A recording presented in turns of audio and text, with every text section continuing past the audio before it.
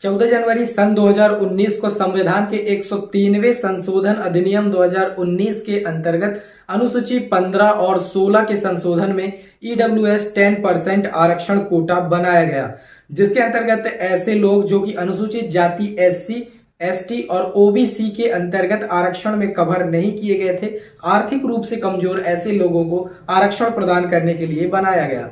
इसमें अनुच्छेद 15(6) और 16(6) को सम्मिलित किया गया, जिसके संशोधन में ईडब्ल्यूएस 10% आरक्षण कोटा बनाया गया। ईडब्ल्यूएस सर्टिफिकेट जनरल वर्ग की कैटेगरी के लिए ज्यादातर बनता है।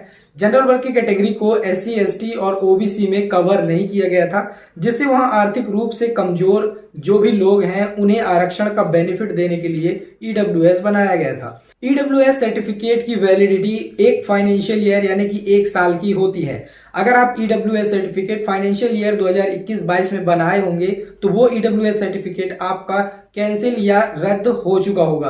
अब आपको नए financial year present financial year 2022-23 में ईडब्ल्यूएस बनाने की जरूरत पड़ेगी।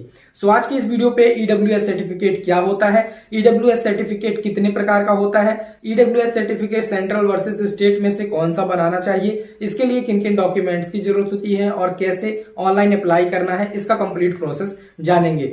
हेलो दोस्तों, मैं हूं चंद्रभान चक्रवर्ती, आप देख रहे हैं अपना यूट्यूब चैनल टेक रेवेन्यू। चलिए वीडियो शुरू करते हैं।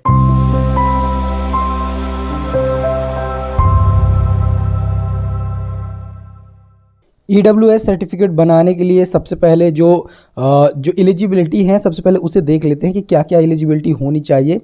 तो इसके लिए सबसे पहले एप्लीकेंट्स जो है उसकी एनुअल इनकम 8 लाख रुपए से ज़्यादा नहीं होनी चाहिए, यानी कि 8 लाख रुपए के अंदर ही उसकी इनकम होनी चाहिए, तो ही वो एलिजिबिलिटी रखता है ईडब्ल्यूएस सर्टिफिकेट बनाने के लिए। ये इनकम उसकी फैमिली इनकम सोर्स इंक्लूडेड होती है। दूसरा होता है ये जनरल कैटेगरी के लिए ही एलिजिबल है, यानी कि जनरल कैटेगरी के कैंडिडेट ही इसके लिए अप्लाई कर सकते हैं। एससी एसटी के लिए ये एलिजिबिलिटी या ओबीसी के लिए नहीं है।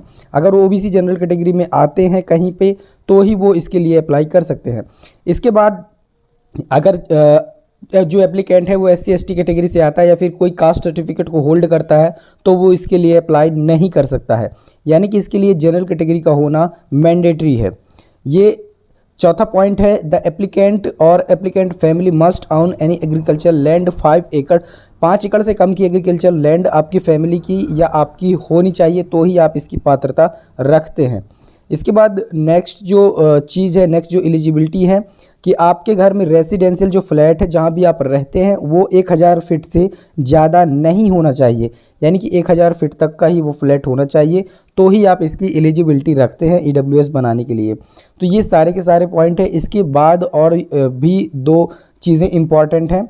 इसके बाद रेसिडेंशियल का जो खुद का प्लॉट है फैमिली का वो 200 वर्ग फीट का से ज़्यादा का नहीं होना चाहिए। अगर वो किसी म्यूनिसिपल के अंतर्गत आता है तो, यानी कि अगर किसी म्यूनिसिपल के अंदर आता है तो 200 वर्ग फुट का ही होना उसे ज़रूरी है, स्क्वायर फीट का यार्ड का होना उसे ज़रूरी है।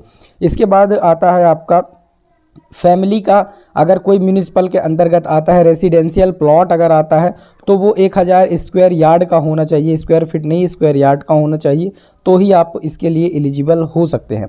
अब चलिए बात करते हैं कि इसके लिए ऑनलाइन ऑफलाइन एप्लीकेशन कैसे करते हैं। एलिजिबिलिटी क्राइटेरिया देखने के बाद अब देखते हैं कि ईडब्ल्यूएस सर्टिफिकेट बनाने के लिए रिक्वायर्ड डॉक्यूमेंट कौन कौन से होते हैं, जिनमें पहला सबसे इंपॉर्टेंट डॉक्यूमेंट है डोमिसाइल सर्टिफिकेट। अगर आप किसी स्टेट के निवासी हैं, जिस भी स्टेट से आप करते हैं निवास, तो वहाँ पर आपको अपना एक स्थायी निवास प्रमाण पत्र बनवाना पड़ेगा, यानी कि एक अपना डोमिसाइल सर्टिफिकेट ज़रूरत होती है। इसमें डोमिसाइल सर्टिफिकेट एप्लीकेंट प्लस जो उनके पिताजी हैं दोनों का लगेगा, तो ही आपका ईडब्ल्यूएस सर्टिफिकेट जनरेट होगा। दूसरा डॉक्यूमेंट है इनकम सर्टिफिकेट, यानी कि आपको इनकम सर्टिफिकेट भी वहाँ से इशू कराना होगा। इनकम सर्टिफिकेट इस बात का प्रूफ होता है कि आपकी इनकम 8 लाख से ज़्यादा या उससे ज़्यादा नहीं है, तो ये इनकम सर्टिफिकेट के द्वारा प्रूफ हो जाएगा। पहला डॉक्यूमेंट डोमिसाइल सर्टिफिकेट, दूसरा इनकम सर्टिफिकेट। तीसरा डॉक्यूमेंट है लैंड डॉक्यूमेंट्स, जिसमें आपके प्रॉपर्टी के डॉक्यूमेंट्स होते हैं जो पटवारी के द्वारा या लेखपाल के द्वारा वेरीफाइड किए जाते हैं। इस डॉक्यूमेंट में आपकी प्रॉपर्टी के लैंड रिकॉर्ड जैसे कि खसरा, नक्शा, खतौनी, जमाबंदी, ये सारे इंक्लूड होते हैं। इसके बाद होता है आइडेंटिटी प्रूफ, जिसमें आप अपना वोटर आईडी कार्ड, आधार कार्ड या पासपोर्ट दे सकते हैं। 5वें डॉक्यूमेंट में होता है एनओसी फ्रॉम म्यूनिसिपल। ये इसलिए होता है कि आप किसी ग्राम पंचायत से या फिर अपने नगर पंचायत से या जनपद पंचायत से किसी प्रकार का लोन तो नहीं लिए हैं, और अगर आप लिए हैं तो आपने पूरा नील कर दिया है, ये इसलिए होता है। तो ये भी आपको अपने सरपंच या सचिव के लेटर हेड में लिखाना पड़ता है। इसका मतलब ये होता है कि आपने अभी तक कोई भी लोन पेंडिंग में नहीं लिया हुआ है, जो कि आपके सचिव या फिर सरपंच लेटर हेड में लिखकर दे देते हैं।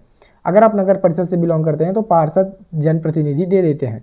इसके बाद 6वें पे आता है मार्कशीट ऑफ स्टूडेंट्स। तो आपके जो भी डेट ऑफ बर्थ प्रूफ के मार्कशीट्स होंगे या फिर आपके 10th और 12th की मार्कशीट्स होंगी वो आप यहाँ पर इंक्लूड करेंगे। 7वां जो और मेजर इंपॉर्टेंट डॉक्यूमेंट होता है वो होता है आपका एफिडेविट। एफिडेविट के बिना आपका EWS सर्टिफिकेट नहीं बनाया जाएगा, तो ये बहुत ही इंपॉर्टेंट है, मेन रोल प्ले करता है ये, तो आपको इसे बनवाना है। 8वां डॉक्यूमेंट होता है फोटोग्राफ्स। फोटोग्राफ्स आपको बनवा लेने हैं। फोटोग्राफ्स आप एप्लीकेंट का बनाएंगे और एप्लीकेंट के पिता दोनों का बनाएंगे। तो ये तो हुई बात कि रिक्वायर्ड डॉक्यूमेंट्स कौन कौन से लगते हैं।